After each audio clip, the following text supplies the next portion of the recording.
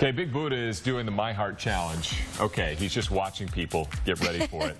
He's He's at the Intermountain Medical Center this morning. You know, you've been participating in a long time in your own health. So now let's talk about somebody else's, right? I know what you're saying, Dan. You've been participating for a long time. What have you been doing? What the heck? Where are the results? It's all good. Hey, I want to ask you a question, right? Brent and I have been talking a little bit. There's one thing that can definitely affect your weight loss and your overall health. It's the S word. What do you think we're talking about, Dan? Shakes. Not that not that S word. I don't. No. Sit-ups. It does start with a ST. You're on the right path, Kerry. It's actually stress. Right. Brent, how you doing, man? Doing well. What do you do at the hospital? I'm a behavioral health specialist. Work with people that are going under a lot of daily stress. Does that really have a big effect on your overall mind health, your body health? Absolutely.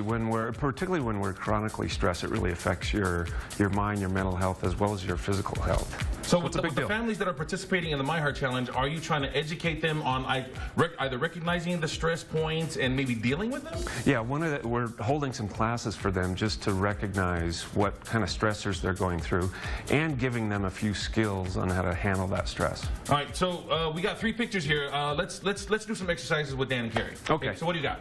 So we've got a crying child. Okay. That's middle of the night. Very stressful. Very stressful. Yeah.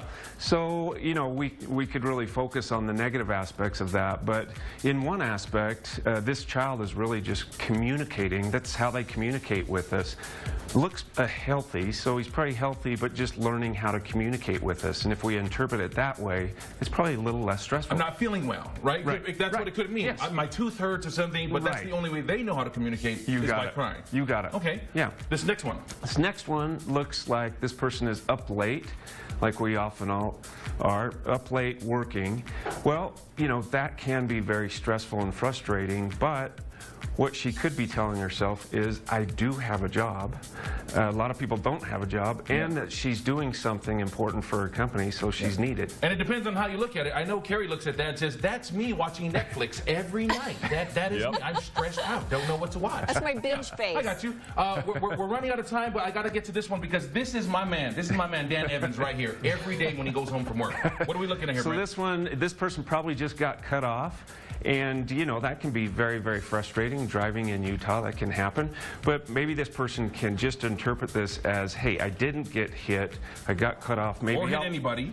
Or hit anyone. Yeah. And maybe I'll just drive defensively today and won't get in a wreck. Yeah. That is positive thinking. Not for you, Dan. I know you don't think like that. I'm going to get you. I'm going to follow you home. I'm going to get you. Don't do that. That's what Brent's saying. That's right. Don't do that kind of stuff. So we're learning as well what these 7 families are going to be armed with. That's great knowledge. Thank you, Brent. Thank you. A lot of help. Thank you so much. Okay. All right, back to you guys in the studio. And Dan, stop telling people they're number 1 when they cut you off. I use this finger. Hey, good job.